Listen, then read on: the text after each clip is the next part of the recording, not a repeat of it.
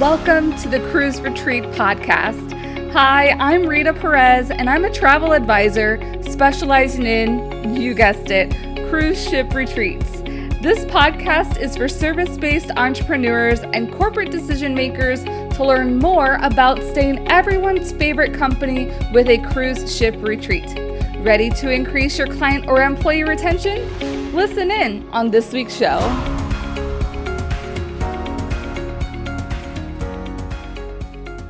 Welcome to day 2 of the Cruise Retreat series. Today we are going to talk about Calculate. And today's episode is a really good one that you're going to want to have your calculator from the Cruise Retreat Toolkit available to be able to reference and start plugging and playing around with your numbers. So first off, a cruise retreat is so much more cost effective than a hotel. I know I've said it here before. I know I've said it before when networking with you all. I even have a resource that I can send you if you're interested on the corporate side that provides like a cost breakdown between a land retreat and a cruise retreat.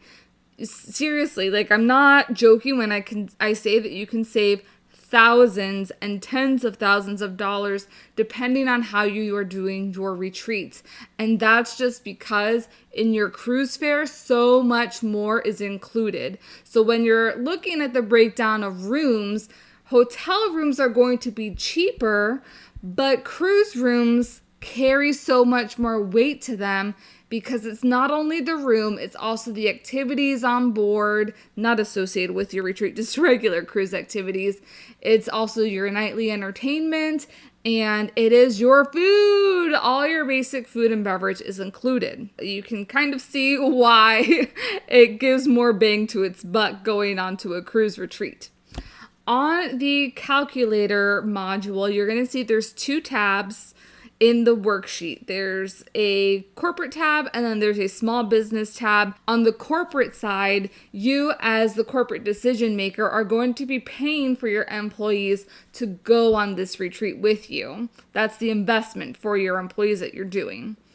On the small business side, you are only paying for your cabin and any staff that you're going to be bringing with you or extra facilitators. Your costs are going to be much less than a corporate retreat, but again, there are 2 separate things here.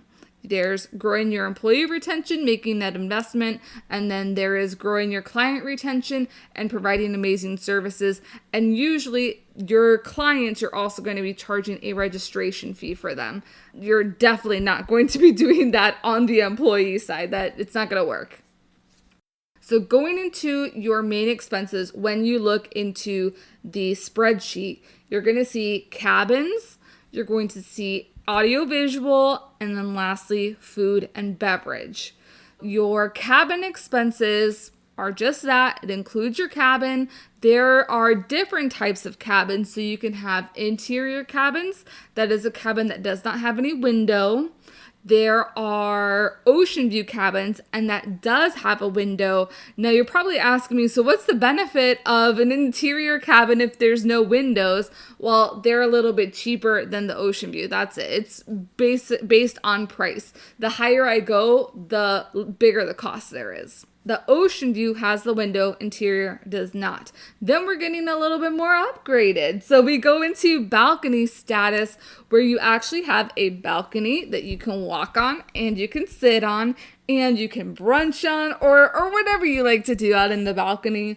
If you're doing an Alaska itinerary, perfect for whale watching outside. Above the balcony would be like a junior suite, and then above that you have your granddaddy suites, your big time suites. The cost of these are going to be based on double occupancy, which means 2 people are in the cabin. You can have more, you can have less. More will reduce the per person price, less increases the price, and less obviously would be a solo cabin. Solo cabins are more than double cabins because the cruise lines do account for that missing person per se, so you do have to pay that single supplement in a solo cabin. Your audio-visual needs are really if you need a tech and how long are you going to need a tech for. Maybe you just will need tech to set up, like if you're going to be doing PowerPoint presentations or you need microphone available. You may need a tech for longer if you're going to need someone doing different lighting throughout the duration of your program or different sound effects as well, or if you need music to be playing in the breaks too. That's something that you want to consider. The last section is going to be F&B, your food and beverage. Now this is the food and beverage add-on because as I had mentioned, food and beverage basics are included. That's going to be like your water, your tea, juice for breakfast, all your main meals at the included restaurant. So that's usually like a buffet restaurant, which in our times is going to be a little bit different right now, and then main dining. This is going to be one of the ways that you can add some awesome surprise and delights to your program by adding in maybe some specialty restaurant meals, including them as an incentive, or it could be like a great kickoff night, or it can also be like awesome, like look how much work we did throughout this. Thank you so much for coming. It could be that like final meal, like the final hurrah that you're having aboard. Now in the calculator, you're going to be able to play around with the numbers, so make sure to read the instructions below. These are actual numbers that I took from my databases that will help you identify where your expenses are going to land you. You can modify, plug and play. Maybe you don't want a certain amount of cabins, but you want this amount of cabins. Maybe you want some extra food and beverage opportunities. Maybe you don't. Maybe you need AV here, but you don't need AV at this session.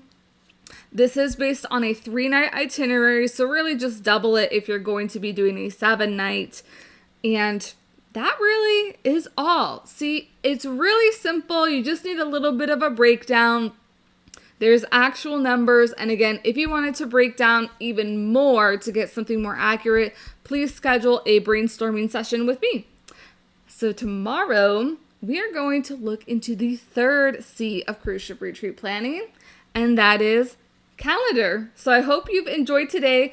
Play around with those numbers. The calculator is super fun, and I will see you here again mañana. Thank you for joining me on the Cruise Retreat podcast. Please subscribe and leave the show a rating on your favorite podcast platform. And don't forget to take a look at the show notes for important information and links. See you next week.